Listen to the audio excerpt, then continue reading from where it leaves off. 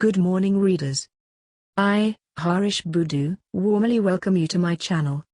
Learn as much as possible from my handwritten articles. This 29th January 2021 opinion paper.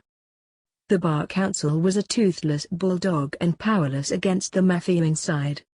Abolition of slavery, we all owe a huge department of gratitude to slaves.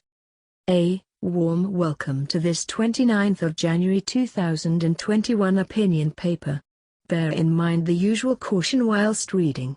A big thank you to all friends who will help us in our mission. That of helping others, by sharing this paper.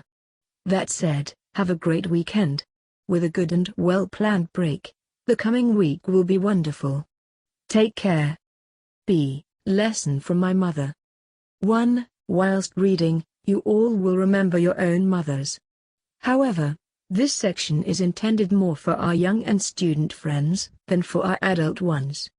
There is a beautiful and inspiring saying by the Indian poet Iqbal, "Paradise lies at the feet of the mother," which means that peace and happiness come from your mother. Keep her happy. Beware, you will never be happy in life with a distressed mother. Her aura counts a lot. 2. Back to a 1950s early morning Belter hut. Children woke up by 5:30 a.m. Whilst she was cleaning the cow's stable, we had to clean the house, the yard and the road in front of the hut. We gave food to the chickens and the dog. We had breakfast together. We have already written about its necessity. 3. She was a great decision maker and planner. Thus, whilst she was looking after the cows by 5 a.m., my two eldest sisters were cooking faratu and preparing the meal.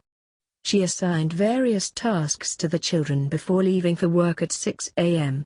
I have learned a lot from her division of labor skills. All shared the household tasks. And we all did our fair share with happiness.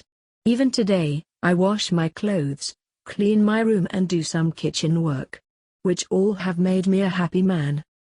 See, 1st February, Liberation Day, but 1. We will celebrate the abolition of slavery on Monday next. It is a public holiday. We have written a lot on that great historic and highly symbolic event. Of all sections of the Mauritian nation, the descendants of slaves are still the most exploited, abused, oppressed and misused. Most disadvantaged, underprivileged, deprived, impoverished, discriminated against and you name it, they are still being taken for a ride. All that, in sharp contrast to the descendants of Hindu and Muslim Indian immigrants. Plain but painful truth. 2. This year, too, the 1st February event will be highly and shamelessly politicized. The real problem is with the descendants of slaves themselves.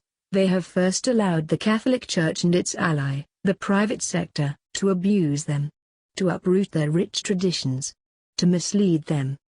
To grow distrust and fear against the descendants of Indian Hindu and Muslim immigrants. Then, politicians have successfully utilized them, not for their best interests but for the own benefits of the political class. Creole politicians have betrayed the descendants of slaves since the 1960s. Dreadful and painful truths. History says so. 3. History tells us that we have sounded the alarm many times before. We have located the disease, but also provided the prescription and the cure. It is the moral duty of all of us to help them, to liberate them from the clutches of their own religious and political oppressors. To make them stand up on their own feet. To help them produce their own leaders, doctors, teachers, engineers, businessmen and women, etc. They can. No development is complete if the 28% are left behind. We will continue on Sunday. 4. We owe the slaves a huge debt of gratitude for their untold sacrifices and outstanding contributions to make Mauritius a better place for us to live in. D. Students' Corner. As usual, we will quote 9 British Broadcasting Corporation phrases from its World News reports. Childbearing age. In an extremely competitive atmosphere. When conditions change, men and women will have the same rights. Subjected to abuse. Anti-government protests erupted, all over the country. Libya descended into chaos. People became more resilient in the face of disaster. It is a global issue. To protect freedom of speech at all costs. The Bar Council was a toothless bulldog in 1992 and an empty rolling barrel making the most noise. With empty promises in great supply. Here and there are some of my own findings, experiences. 1. It was a militant socialist movement. Militant Mauritian government. Alan Ganu was Minister of Justice. The judiciary was the worst. 2. Judges and magistrates were recruited on contract. Khalid Digali, from the movement Militant Mauritian, was one of them. Bar Council was silent. I stopped that practice. 3. For the wedding of Pravin Jugnauth, judges and magistrates were found serving food. One had acted as a bandari. The Chief Justice honored the then Prime Minister's son. I denounced them all. 4. The Chief Justice had sidelined some judges. He, himself heard all almost government cases.